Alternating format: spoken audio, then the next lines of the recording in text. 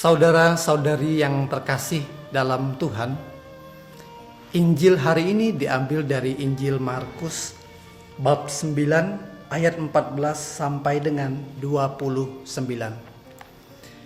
Dalam bacaan Injil hari ini diceritakan Yesus menyembuhkan seorang bisu yang kerasukan roh sejak ia masih kecil.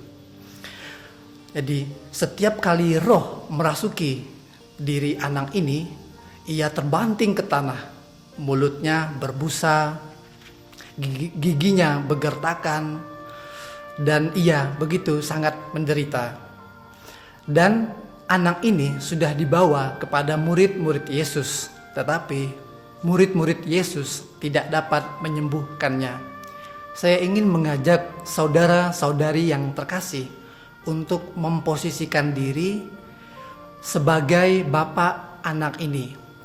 Terbayang bagaimana penderitaan seorang bapak yang menyaksikan anak yang ia kasihi menderita sejak ia masih kecil karena kerasukan roh. Yang menarik bagi saya ialah bapak ini tidak kehilangan iman dan kepercayaannya kepada Tuhan. Ia berkata kepada Tuhan Yesus, "Sebab itu, jika Engkau dapat berbuat sesuatu, tolonglah kami dan kasihanilah kami." Di sini masih sedikit ada nada keraguan dari bapak ini.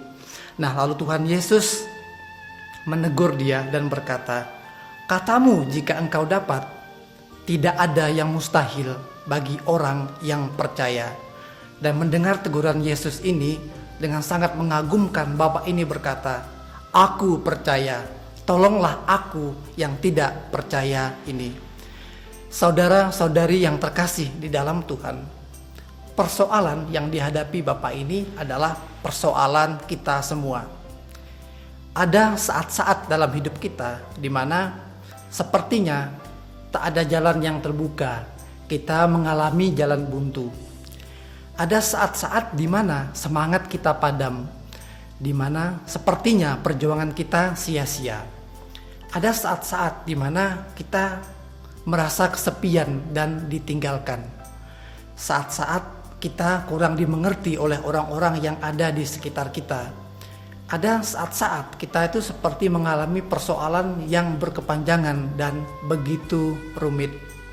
Tetapi menarik, Bapak dalam Injil hari ini itu mengajari kita untuk senantiasa datang dan percaya kepada Tuhan. Bahwa dalam titik paling rendah dalam hidupnya, dia senantiasa menyerahkan hidupnya itu kepada Tuhan. Maka bagi saya, manusia itu boleh kehilangan segala-galanya, tetapi jangan pernah ia kehilangan iman dan kepercayaan kepada Tuhan.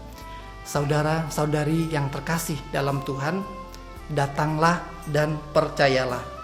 Allah yang kita miliki itu adalah Allah yang Maha Rahim, Allah yang berbelas kasih, Allah yang tidak menutup mata terhadap persoalan manusia.